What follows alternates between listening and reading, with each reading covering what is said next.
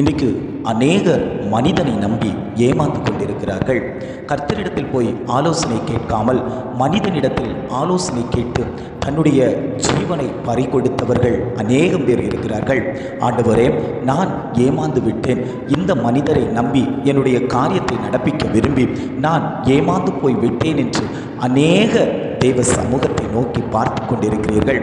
ஆண்டவர் சொல்லுகிறார், மனிதனை நம்புவதை பார்க்கிலும் கர்த்தர் பேரில் பற்றுதலாய் இருப்பதே நலம் என்று ஆண்டவர் ஒவ்வொரு குடும்பங்களையும் பார்த்து வாக்கு கொடுத்து கொண்டிருக்கிறார். வசனம் இவ்வாறாக சொல்லுகிறது, மனுஷனை நம்புவதை பார்க்கிலும் கர்த்தர் பேரில் பற்றுதலாய் இருப்பதே நலம். அநேக குடும்பங்கள் தனக்கு சொந்தமானவர்கள், உறவினர்கள், நண்பர்கள், சொந்த பிள்ளைகள், புருஷன், மனைவி இவர்களைத்தான் நம்பிக்கொண்டு காலத்தை கடத்தி கொண்டிருக்கிறார்கள். மனிதர்கள் ஏமாற்றுபவர்கள் என்று அவர்களுக்கு தெரிவதில்லை. ஒரு காலகட்டம் வரும்போது தான் நேசித்த, தான் விரும்பின, தனக்கு அன்பு செய்த மனிதர்களே தன்னை ஏமாற்றி கொண்டு போவதை அறிகிறார்கள்.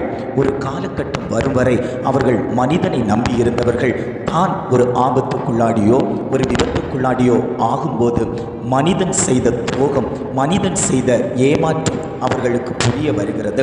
ஆண்டவர் சொல்லுகிறார், நீ எந்த மனுஷனையும் நம்பாதே. என் அருகில் வந்து உட்காரு, என் சமூகத்தில் வந்து உட்காரு.